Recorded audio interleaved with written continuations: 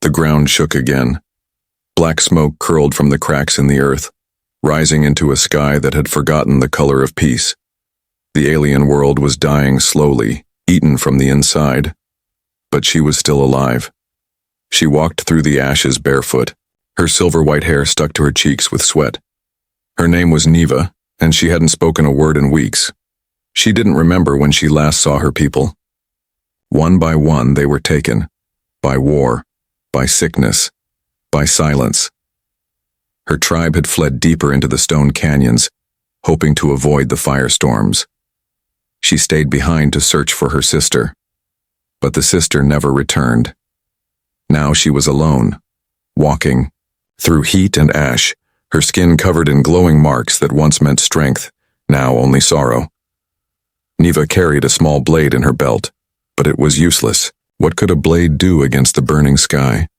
What could it protect her from when she no longer feared death? She was ready to give up, but her legs kept walking, and her heart kept beating, as if something still waited ahead. She stopped at the edge of a shattered valley. The land dipped into a wide, blackened crater. Smoke rolled across it like a thick fog. But through that smoke, something moved. Not something from her world. It moved differently, slow, careful, not with fear, but with purpose.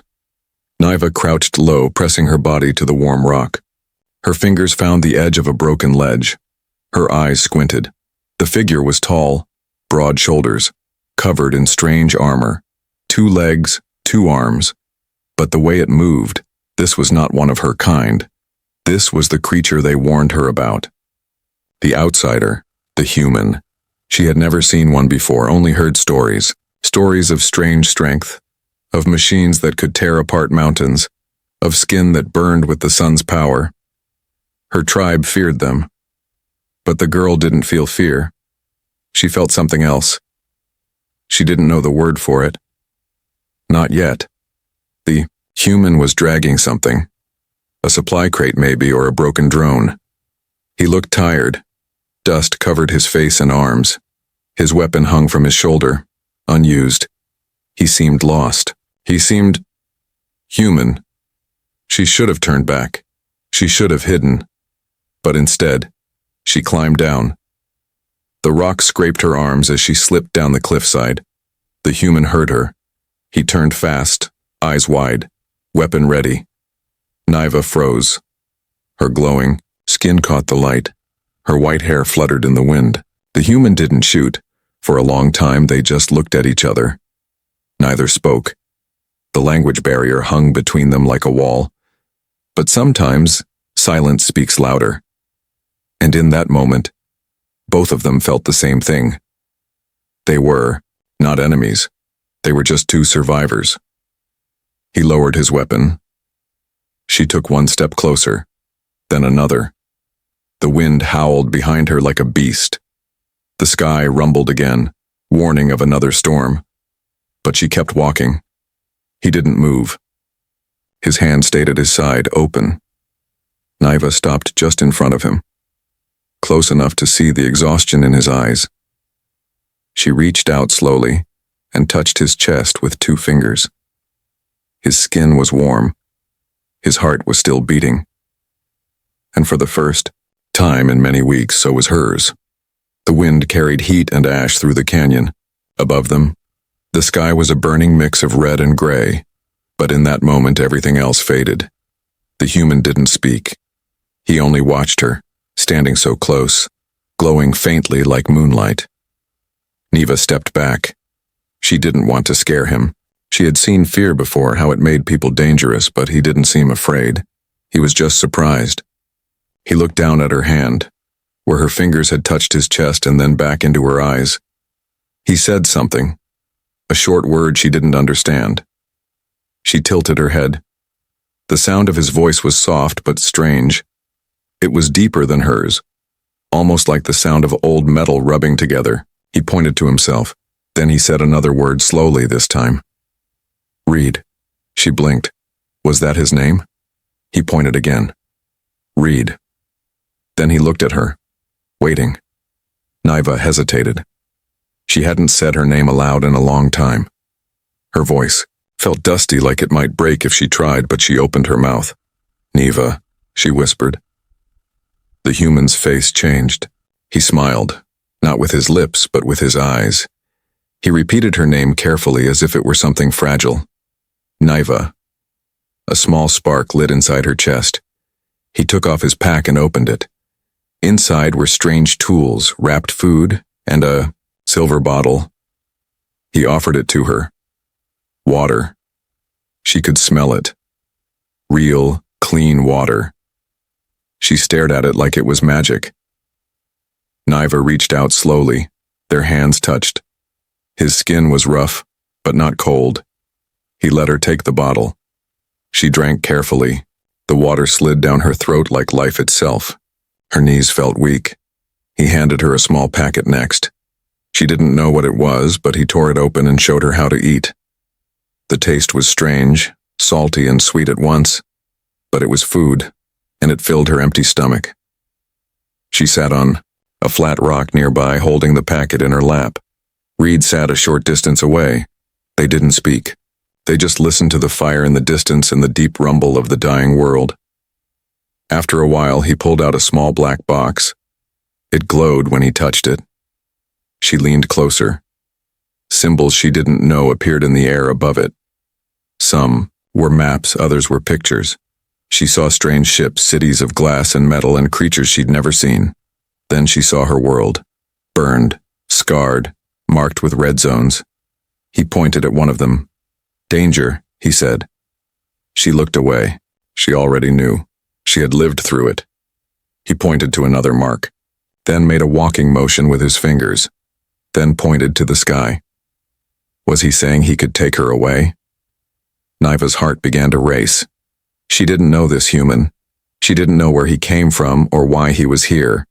But something inside her whispered that he was not like the others. He hadn't tried to capture her. He hadn't raised his weapon. He had shared his water. She stood and pointed at herself, then at him. Then she mimicked walking too.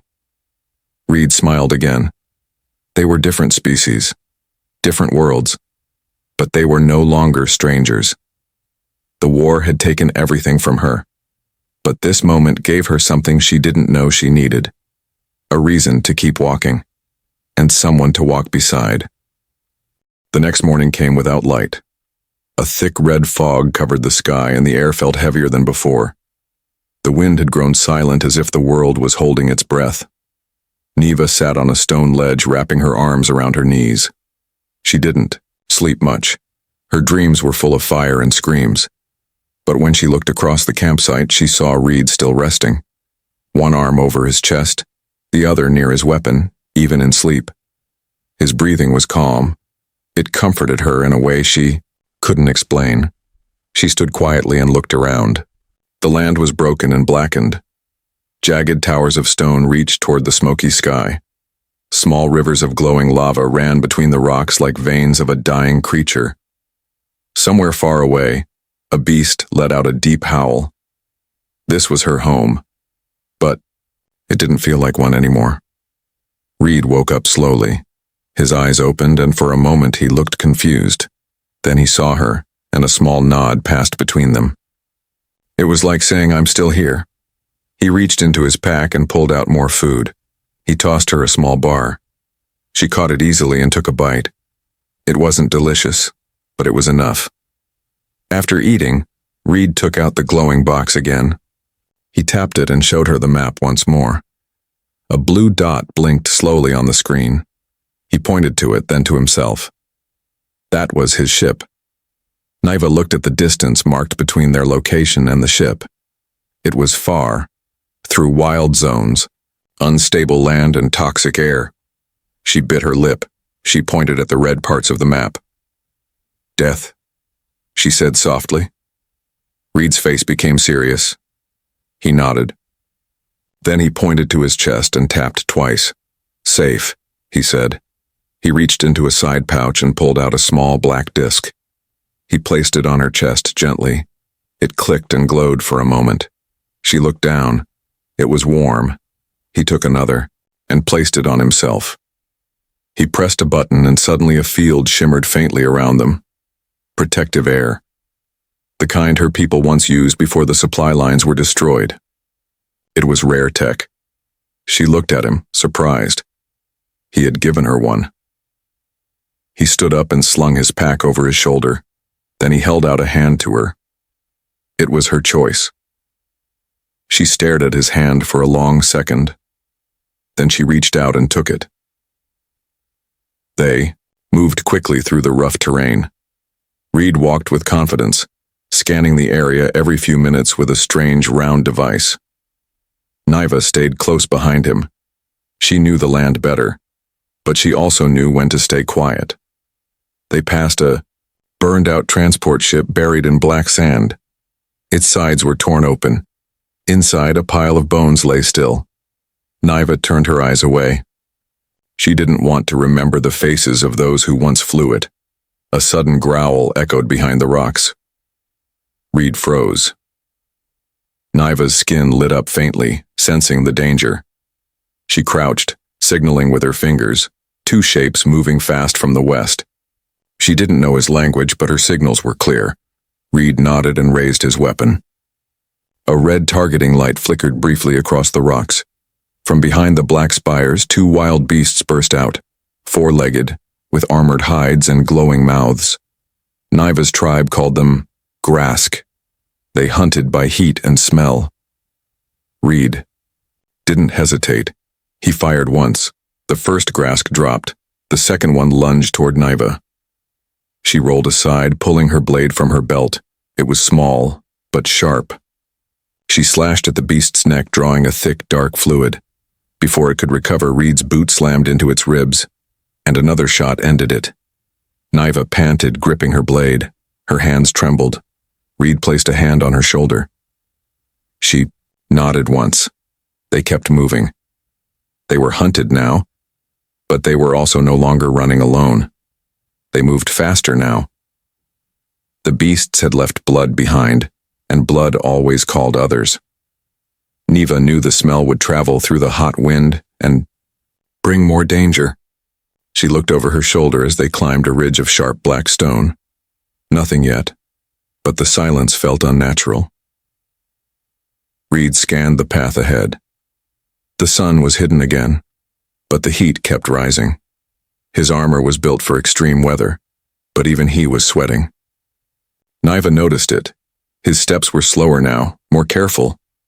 She reached out once and took his hand, pulling him up over a crumbled ledge. He gave her a tired smile. No words were needed. At the top of the ridge, they stopped. Below was a valley, wide, cracked and glowing with deep red lava veins. On the far side, a structure stood. It was broken but not empty. Metal frames, satellite dishes, half-buried doors, a fallen outpost. Niva narrowed her eyes. She knew this place. Her people once used it to listen to off-world signals. It had been silent for years, but now she saw light, a soft blue glow from inside. That meant power. Reed tapped the device on his wrist and checked his signal. It grew stronger. He pointed. At the outpost relay, he said. He wanted to send a message. Niva nodded. If the place still worked, maybe someone would hear him. Maybe someone would come. They moved quickly down the slope. The rocks were loose, and twice Niva had to grab Reed's arm to keep him from sliding. He chuckled the second time, shaking his head. "You're faster than me," he said. She didn't understand the words, but his tone was warm. When they reached the base of the structure, they paused. Niva signaled for him to wait. She slipped inside first, her bare feet silent on the scorched floor. Her glowing skin reflected off the dark walls as she searched every corner. Empty. She waved him in. Reed entered and looked around. The inside smelled of rust and old smoke. A few panels still blinked faintly. He knelt beside a control unit and opened a small box. Wires, crystals. He seemed to know what he was doing. Niva watched him work. Her eyes followed his hands, fast but careful. She had never seen a human up close until now. Never imagined they could look so calm under pressure. His fingers moved like he was building something important. Then the room pulsed. A deep hum filled the air. The main panel lit up. A screen flickered to life, showing maps, signals, and a blinking red warning. Reed tapped it. A soft voice spoke. In his language, he listened closely. He turned to her. "Evac in 36 hours," he said, raising 3 fingers, then 6. She didn't know the word, but she understood the meaning. A ship was coming. A rescue. Maybe not just for him. Maybe for her, too. But the warning lights didn't stop. Reed frowned. He showed her the screen. Multiple heat signatures. Moving fast. Closing in. She felt her stomach tighten. The Grask weren't coming alone this time. Reed stood and checked his weapon. His eyes were sharp now. Focused. Niva picked up a metal rod and tied a sharp shard to the end with her scarf. It wasn't perfect, but it would do. She didn't want to run anymore, not now, not after coming this far. They stood side by side in the doorway, watching the red light pulse on the wall behind them. The canyon beyond the outpost was quiet for now, but the storm was coming, and this time, they would face it together. The sky cracked with thunder, but there were no clouds. It wasn't a storm of rain, it was something worse. Niva stood at the broken entrance of the outpost, gripping the long metal rod she had turned into a spear. Reed was beside her, crouched, behind a shattered wall, checking his weapon and the blinking screen on his wrist. The red dots on the display were getting closer. Fast. He looked at her and raised 2 fingers. 2 minutes. Niva nodded. She closed her eyes for a moment and let herself breathe, not like a warrior, but like someone who still wanted to live. She could hear the low growls now. The beasts were coming. Not just Grask this time. Bigger shapes, stronger ones, the forest warpacks. She remembered them from the last village raid. They tore through walls like paper. Reed whispered something under his breath. She didn't understand, but it didn't matter. She felt it too. The silence before a fight always felt the same. The first creature charged through the mist, tall, 6-legged, with spikes along its back and steam rising from its jaws. Its eyes locked on Reed. He fired once. The blast struck its neck, but it kept coming. Niva leapt to the side and swung her spear. The tip dug into the beast's leg, slowing it. Reed fired again, and this time it dropped. But there were more. 3 shapes appeared on the ridge, then 5 more from the side. The pack had found them. Reed grabbed a flare from his belt and threw it high. It exploded with a blinding light. The creatures howled and scattered for a second. That was their chance. "Inside!" he shouted. Niva rushed back into the outpost. Reed followed, firing behind him. Sparks flew as the creatures slammed into the outer walls. Inside, the power flickered. Reed ran to the control panel and began typing quickly. The outpost wasn't built for defense, but it had one function left: a pulse shield. He hit the switch. A loud hum rose and a shimmer of light formed a thin dome over the broken structure. The creatures clawed at it but couldn't break through. Not yet. Niva watched them circle the shield. One of the bigger ones pressed its face against the glowing barrier, staring directly at her. Its skin was pale and stretched tight over bone, its mouth filled with jagged teeth. She held its gaze. Without blinking, Reed walked up beside her and lowered his weapon. He tapped the screen on his arm again. 34 hours left, he said. She didn't need to understand the number. She saw the worry in his eyes. They had survived the first wave, but the creatures wouldn't leave. They would wait, surrounding them like wolves. Sooner or later, the shield would fail. Reed sat on the floor, pulling his knees up and leaning back against the cold wall. Niva sat across from him. She placed her spear beside her and looked down at her hands. Her glowing skin had dimmed slightly. Exhaustion was setting in. He opened a small pack and tossed her a ration. She took it without a word. As they ate, the sounds outside continued. Claws scratching, beasts snarling, pacing back and forth just beyond the barrier. After a long silence, Reed reached into his bag again. This time, he pulled out something small. A stone. Carved. with a spiral etched into it. He held it out to her. She looked at it, then back at him. "A daughter's gift," he said softly, pressing it into her palm. Neva stared at it. The symbol was familiar. Not the shape, but the meaning, memory, connection. She looked up and pointed to herself, then made a small circle on her chest with her finger. "Lost," she whispered. Reed gave a slow nod. Then she pointed to him, raised her hand, opened her fingers. "Found." For the first time in many days, they both smiled. Outside, the beasts waited. Inside, something else waited too. Hope. The hours passed slowly. The pulse shield held, but its glow was weaker now. Each time the creatures outside tested it with claws or teeth, it flickered for a second longer. Niva sat against the wall, holding the stone Reed had given her. She turned it over in her hand again and again. The spiral pattern gave her focus.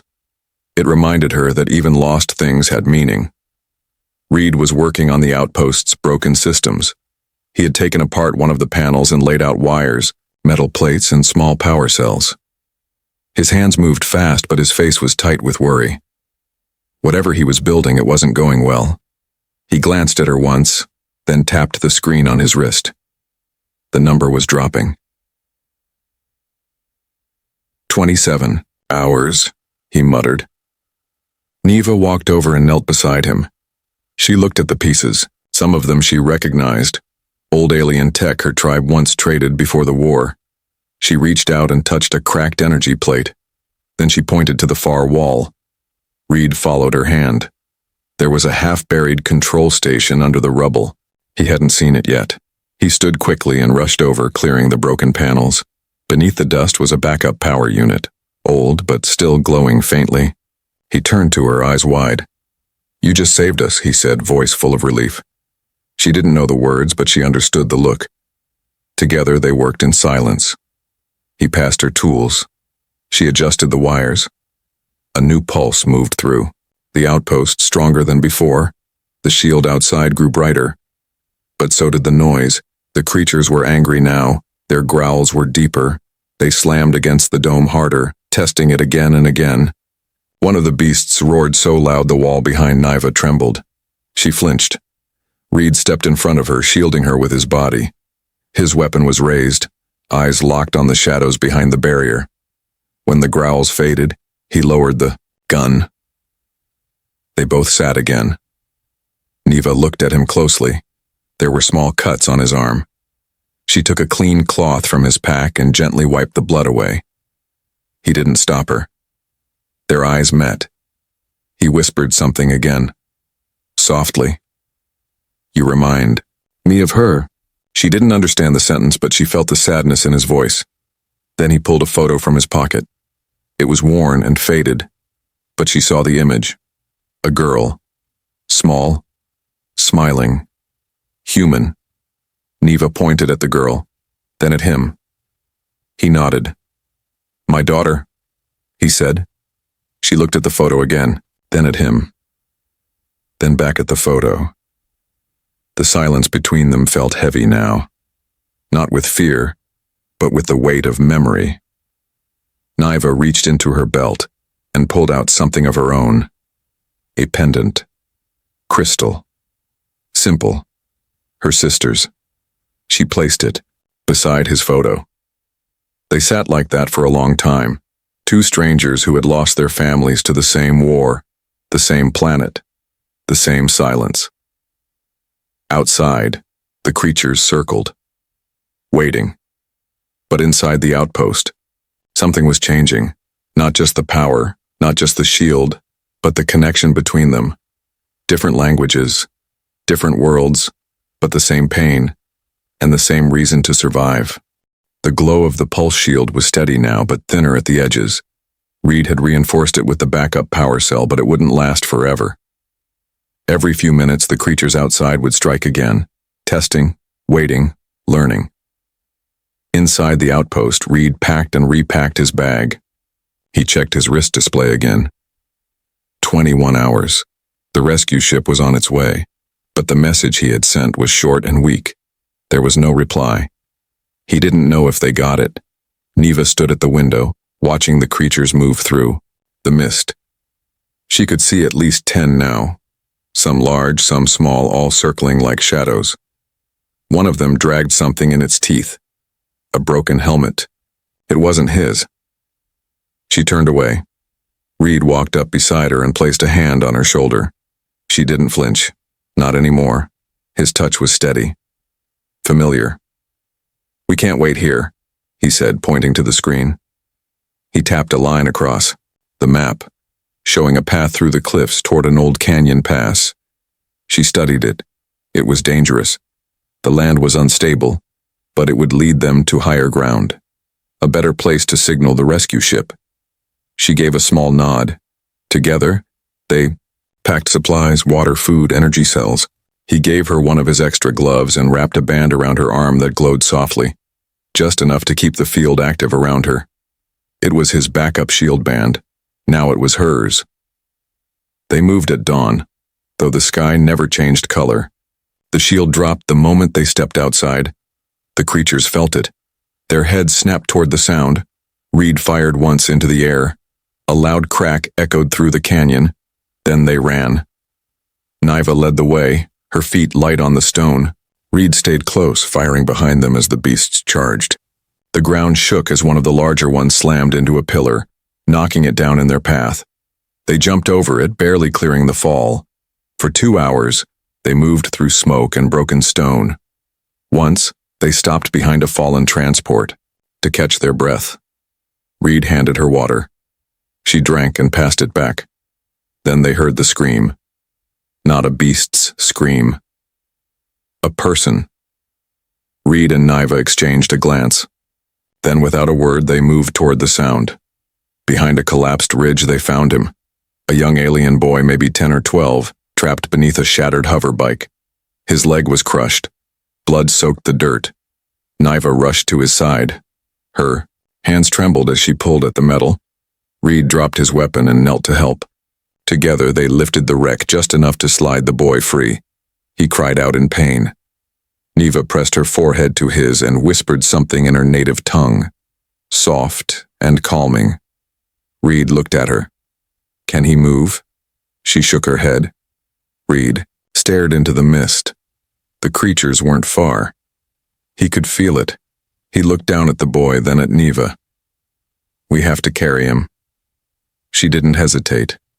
She tied her scarf around the boy's leg and lifted him onto her back. Reed adjusted her shield band to cover all 3 of them. They moved again, slower now, but without stopping. The climb grew steep. Niva stumbled once, but Reed caught her. Finally, they reached a narrow ledge overlooking the canyon. Reed pulled a flare from his bag, one of the last. He fired it into the sky. It burst high above them, casting a bright blue light over the land. Below, the beasts roared in anger. They had been seen. But now, so had the humans. The blue flare hung in the sky like a promise. Its glow lit the rocky canyon in flashes of light and shadow. The creatures below paused. Some backed away, unsure. Others howled louder, angered by the light. Reed stood tall on the ridge, watching the sky. His hand was still raised where he had launched the flare. He scanned the clouds, waiting. But the sky gave no answer. Not yet. Niva sat beside him, holding the injured boy in her lap. She had wrapped his leg with pieces of cloth torn from her own clothes. His breathing was shallow but steady. His eyes blinked slowly, full of pain but also trust. He looked at her like she was the only safe thing left in the world. Reed knelt and placed a hand on the boy's head. Then he tapped his wrist display. 17 hours left, he said quietly. Niva didn't understand the words, but she heard the tone. They were running out of time. She stood and looked at the narrow path that curved around the rock. If they climbed higher, they might reach the signal tower that once stood on the canyon peak. It was old and broken, but maybe, just maybe, it could help. She pointed toward it. Reed followed her gaze and nodded. They moved carefully. The boy was light, but the climb was steep. Reed carried him now. letting Niva scout ahead. She moved, fast and silent, eyes sharp, steps light. When she reached the top of the ledge, she paused. The tower was still there, twisted, broken, but a part of it stood upright, reaching into the smoky sky like a metal finger. Antennas flickered weakly in the wind. She waved to Reed. He joined her, the boy still in his arms. Niva helped clear the platform. They laid the boy down gently. Reed placed his rifle beside him and got to work on the tower base. The wind picked up. The smell of ash filled the air again. Niva stood at the edge, scanning the land below. Then she saw them, at least 20 creatures moving fast, closing in on their path. They had learned. They were hunting in packs now, climbing the same ridge they had just crossed. She turned and shouted to Reed. He looked up from the tower and followed her pointing hand. The creatures were coming. He grabbed his rifle and handed her the flare gun. "One last shot," he said. She held it tight. Then he turned back to the tower. His hands moved quickly, reconnecting wires, realigning the antenna dish. Sparks flew. A small green light blinked once on the side panel. Weak signal. He tapped his wrist again, sent another burst. Niva stood at the edge and aimed the flare gun at the sky. If this was their last hope, it had to be seen. She pulled the trigger. A bright red line shot upward, cutting through the smoke, like fire. It exploded high above them, casting a glowing circle of light across the canyon. The creatures howled in fury. Reed raised his rifle. Niva picked up her spear. The beasts came. First one, then 3, then more, claws scraping on stone, eyes glowing, teeth flashing. Reed fired. Niva moved like lightning, stabbing, ducking, spinning. Her glowing skin lit up the dust around her. The boy cried out behind them but stayed still. The fight was brutal. One creature leapt at Reed, slashing across his shoulder. He fell, rolled, and shot from the ground. Another charged at Niva. She jammed her spear into its mouth and kicked it off the ledge. They fought until their arms burned and their legs shook. Blood ran down Reed's arm. Niva's hands were raw. Still they fought. Then a sound broke through the chaos, a low hum, growing louder. The sky split open. A ship, a real one, large, metal, marked with the symbol of the human fleet. Lights beamed down, cutting through the dust. Niva dropped her weapon. Reed stared in disbelief. The boy smiled for the first time. They had been found. The rescue ship hovered above the canyon ledge, its lights pushing away the ash and shadow. A ramp lowered slowly from its underbelly, touching down on the stone with a hiss of steam. Reed dropped to one knee, breathing hard. His rifle hung useless at his side now, out of energy. Blood ran down his arm, staining the dust beneath him. But he didn't care. They had made it. Niva knelt beside him and touched his shoulder gently. Her glowing skin flickered with exhaustion, but her eyes were still sharp. Behind them, the boy was sitting up, blinking against the light of the ship. He reached out, afraid to stand alone. Reed rose first. His legs trembled, but he walked to the boy and lifted him. Niva stayed close. Together, they stepped into the light. 2 human rescue crew members rushed out. One of them wore a white suit marked with a red cross. He reached for Reed and took the boy from his arms, laying him on a stretcher and scanning his injuries. "Pilot, Reed? You're alive," said the other man, looking shocked. Reed nodded once, too tired to explain everything. The man turned to Niva, eyes wide. "She's alien," he said quietly. Reed stepped in front of her. "She saved me," he said. The man looked between them, unsure. Another voice called from inside the ship. "Bring them in. Shield drop in 90 seconds. There was no time to argue. Reed held out his hand. Niva looked at the ship's lights, then at the canyon behind her. Smoke still rose from the rocks. The beasts were gone now, afraid of the engine noise, but the land still felt heavy with sadness. This was her world. Broken. Burned. Empty. She didn't belong to it anymore. She took Reed's hand. They stepped inside, the ship together. The ramp lifted, the door sealed shut. The hum of the engines grew louder and the canyon below vanished beneath them. Inside, Niva sat beside Reed as a medic wrapped his arm. The boy was resting now, covered with a warm blanket. The humans moved quickly, checking their equipment, securing the ship, giving out water and medical patches, but some eyes kept returning to her. Not angry, not fearful, just curious. She was the first of her kind they had ever seen this close. Reed noticed. He stood and spoke to the crew. "She's with me." It was simple. It was enough. The crew backed away. Niva watched the world below through a small window. The cracks in the land stretched for miles. Smoke poured from deep pits. What little green had once grown there was now blackened ash. Her people were gone. Her home was gone. But beside her sat someone who had found her in that silence.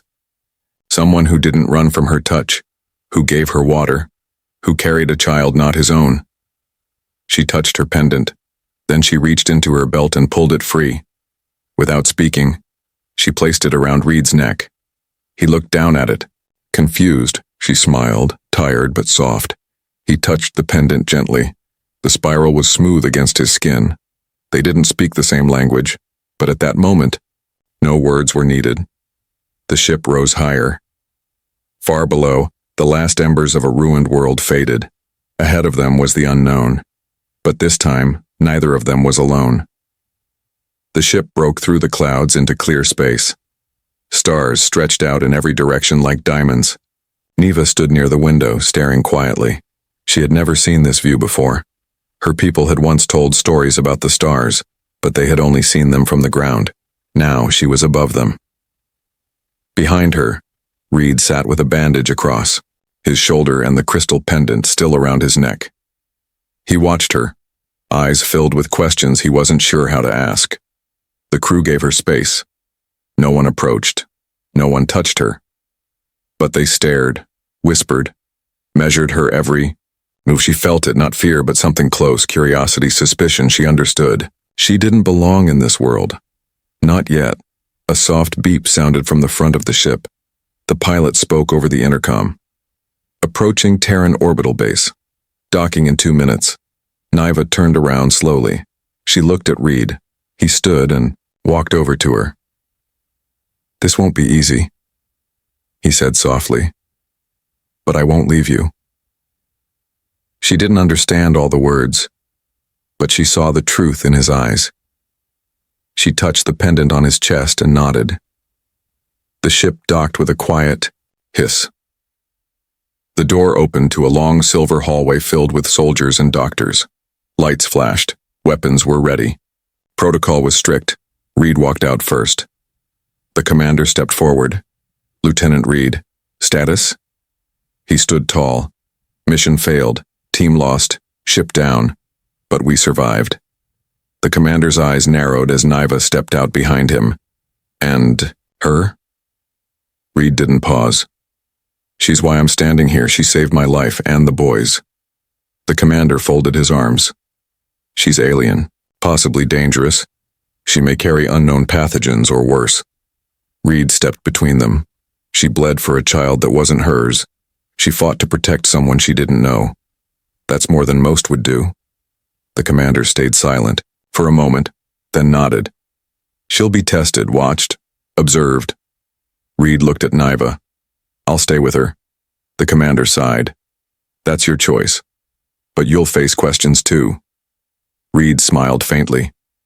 "I've already got the answers." They moved her through the halls. Doctors took samples. Machines scanned her body. She stood still, calm, letting them do their work. Reed never left her side. Days passed. The boy was healing.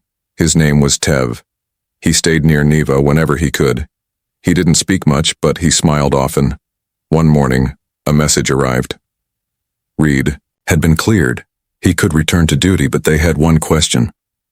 "What do you want to do with her?" He looked at Niva, who now stood by the window, gazing at Earth. He thought for a long time, then gave his answer. "I want her to have a home." That afternoon, Niva was given a translator chip. a small device placed behind her ear. When it activated, her eyes widened. Suddenly the sounds made sense. She turned to Reed. "I can understand you," she said. He laughed. "Finally." Then she added quietly, "I don't know where I belong." Reed stepped closer. "Then stay." She looked out the window one last time. Her world was gone. Her people were gone. But she had found something else. Not a planet. Not a place. A person. And sometimes, that was enough. Niva nodded slowly. "I'll stay." The stars outside didn't look so lonely anymore, and neither did she.